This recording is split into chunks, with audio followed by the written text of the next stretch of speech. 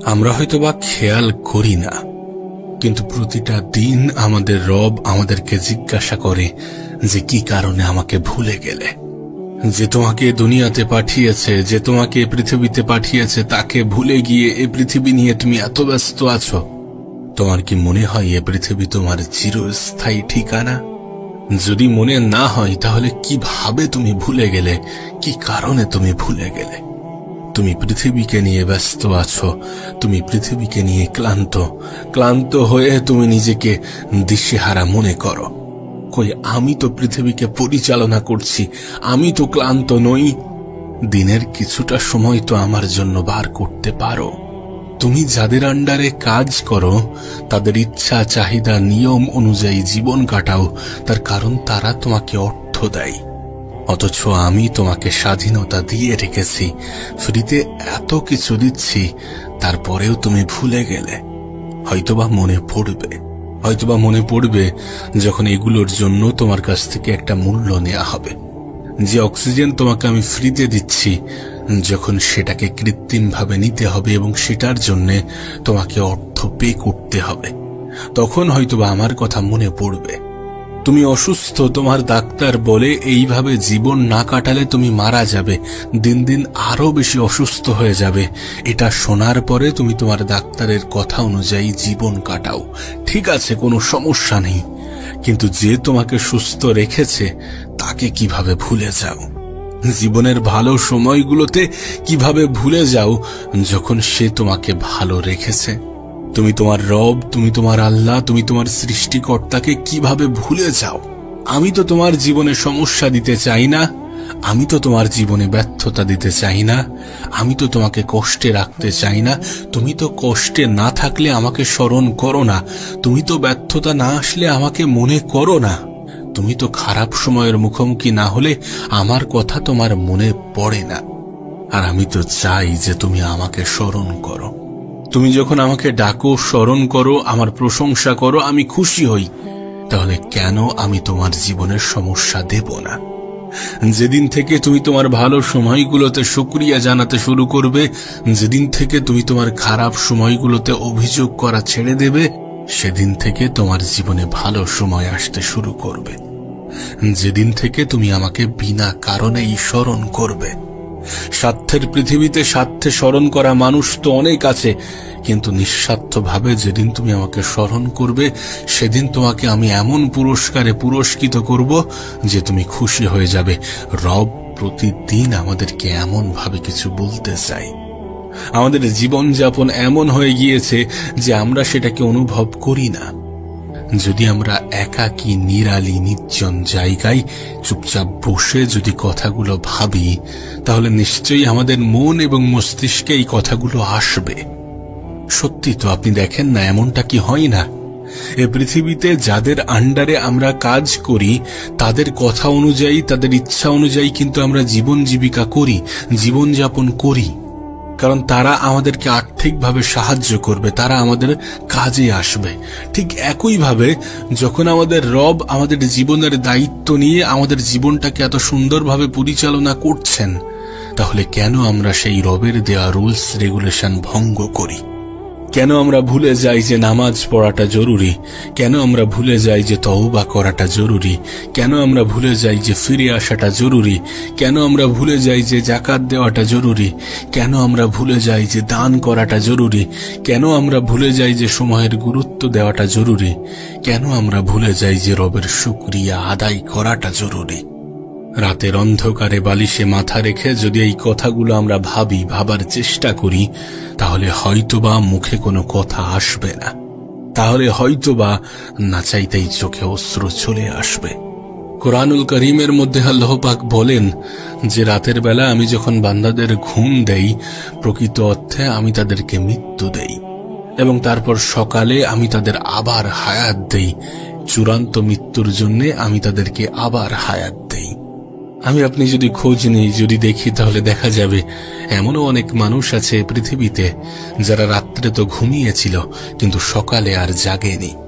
আমাদের আত্মীয় স্বজন, বন্ধু বান্ধব, পাড়া প্রতিবেশী খোঁজ নিলে এমন অনেক মানুষ পাওয়া যাবে যাদের সাথে এমনটা ঘটেছে। দিন শেষে হয়তোবা রাত্রে ঘুমাতে গিয়েছে, কিন্তু সকালবেলা আর জাগেনি। তাহলে একবার ভেবে দেখেন, দিনের পর দিন, মাসের পর মাস, বছরের পর বছর আমাদের রব রাত্রে আমাদেরকে ঘুম হিসাবে মৃত্যু দিয়েছেন, আবার ঠিক সকালবেলা আমাদেরকে জাগিয়ে নিয়েছেন, আবার ঠিক সকালে আমাদের হায়াত দিয়েছেন। এই সব কিছুর জন্য কি রব শুকরিয়া ডিজার্ভ করে না?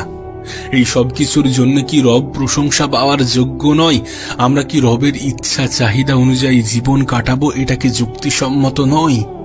যখন তিনি আমাদের জীবনকে পরিচালনা করছেন, যখন তিনি আমাদেরকে পৃথিবীতে পাঠিয়েছেন এবং আমাদেরকে অনেক মায়া মহব্বতের সহিত বানিয়েছেন, আমরা কেন এত ভুল করছি? কেন এত আল্লাহকে নারাজ করছি, যখন এ পৃথিবীর সমস্ত কিছু তানার নিয়ন্ত্রণে? এ পৃথিবীর মানুষের কাছে সাহায্য প্রার্থনার আগে আল্লাহর কাছে সাহায্য প্রার্থনা করাটা জরুরি। আরে তিনিই তো সমস্ত কিছুর কারণ, মানুষ তো শুধু মাধ্যম। নিঃসন্দেহে মানুষ শুধু মাধ্যম, বাস্তবে তিনিই সমস্ত কিছুর কারণ। তবে আমাদের জন্য লজ্জাজনক বিষয় কি জানেন? আমরা হয়তো আমাদের রবকে ভুলে গিয়েছি, কিন্তু আমাদের রব কখনোই আমাদেরকে ভুলে যাননি।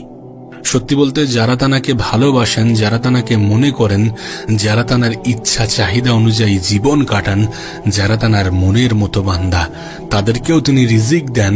আবার যারা রবকে স্মরণ করে না, যারা রবের কথা মাথায় আনে না, যারা রবের কথাগুলো অন্তরে ঢালে না, তাদেরকেও তিনি রিজিক দেন। যারা বেপথে চলে, খারাপভাবে জীবন কাটায়, ইচ্ছা চাহিদা অনুযায়ী জীবন কাটায়, তাদেরকেও আল্লাহ রিজিক দেন। কিন্তু এই দুই ধরনের মানুষের চিন্তা ভাবনা এবং জীবন জীবিকার কারণে নিঃসন্দেহে আল্লাহ পাক আগামী দিনে কাউকে পুরস্কৃত করবেন আর কাউকে তিরস্কৃত করবেন। তিনি আমাদেরকে সুযোগ স্বাধীনতা দিয়ে রেখেছেন, তার মানে এমনটা নয় যে তিনি কোনো কিছুরই হিসাব নেবেন না। এমনটা তো নয় যে তিনি কোনো কিছুর হিসাব নেবেন না, অবশ্যই হিসাব নেবেন। আর হিসাব আমাদেরকে দিতেই হবে, আমাদেরকে প্রশ্ন করা হবে যে তুমি তোমার যুবক বয়সের সময়টাকে কোথায় কাজে লাগিয়েছ? আমি তো সময়ের কসম দিয়েছি, কিন্তু তুমি সেই সময়কে কতটা কাজে লাগাতে পেরেছ, কতটা গুরুত্ব দিয়েছ?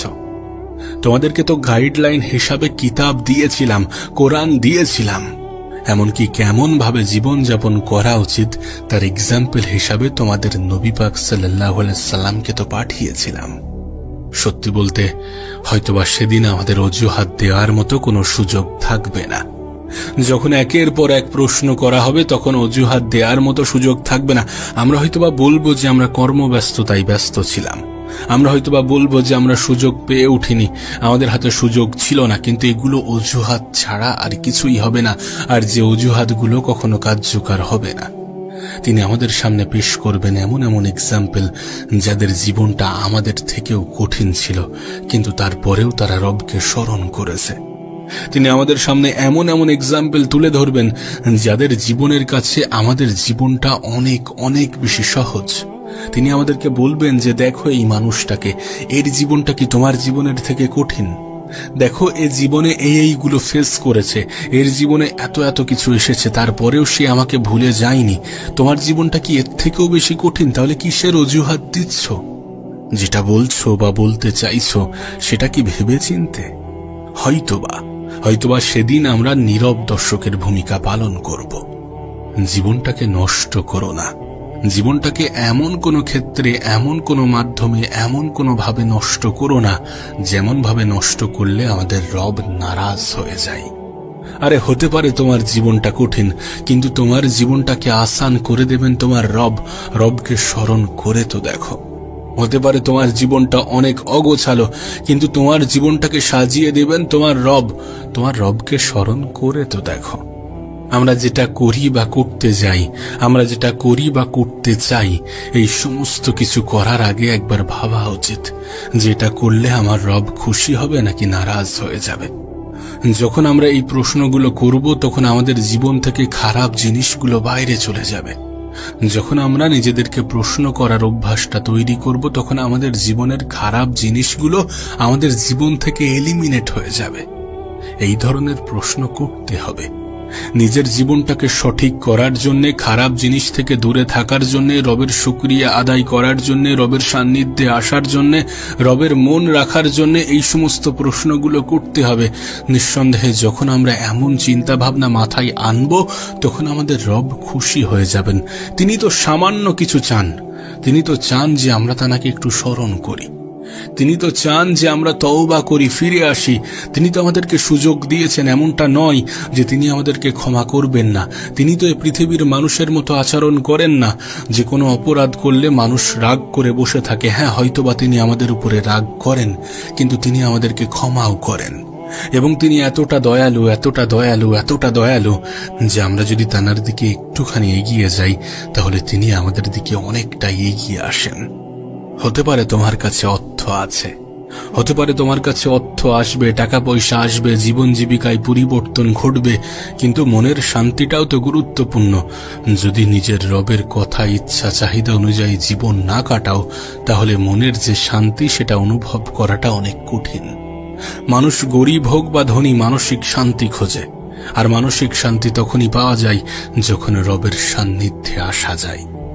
আমরা যদি আমাদের রবের ইচ্ছা চাহিদা অনুযায়ী জীবন কাটাতে পারি, আমরা যদি রবের গাইডলাইন অনুযায়ী জীবন কাটাতে পারি, আমরা যদি তানার পাঠানো এক্সাম্পল নবী পাক সাল্লাল্লাহু আলাইহি সাল্লামের জীবনের আদর্শগুলোকে আমাদের জীবনে আনতে পারি, তাহলে আমরা অনেক বেশি মানসিক শান্তি অনুভব করব। আর দিন শেষে আপনি এটা নিজেও জানেন যে মানসিক শান্তিটা কতটা গুরুত্বপূর্ণ, মনের শান্তিটা কতটা গুরুত্বপূর্ণ। আমাদের মালিক আমাদেরকে প্রত্যেক দিন জিজ্ঞাসা করে যে তোমরা কি আমাকে ভুলে গেছো? তুমি কি আমাকে ভুলে গেছো? কই, আমি তো তোমাকে ভুলিনি, আমি তো তোমাকে ভুলি না, আমি তো তোমার উপরে মন খারাপ করে বসে নেই। তাহলে কেন এমন কিছু করছো যেটাতে আমি নারাজ হয়ে যাই? আমি তো তোমাকে সবকিছু প্রোভাইড করছি, সবকিছু দিচ্ছি, তারপরেও তুমি কেন আমাকে ভুলে যাও? কিভাবে ভুলে যাও? মালিক জিজ্ঞাসা করবে প্রতিদিন, বান্দা কি কারণে আমাকে ভুলে যাও? আমরা যেন তখন বোবা না হয়ে যাই, আমাদের মুখের কথা যেন আটকে না যায়, আমরা যেন সেই পরিস্থিতিতে নীরব না হয়ে যাই। আর এটার জন্য আমাদের চিন্তা ভাবনা সহ আমাদের জীবন, আমাদের চলাফেরায় পরিবর্তন আনতে হবে। এ পৃথিবীর কোলাহল, এ পৃথিবীর বিভ্রান্তি থেকে নিজেকে প্রোটেক্ট করতে হবে। সর্বোপরি রবের সান্নিধ্যে আসার চেষ্টা করতে হবে।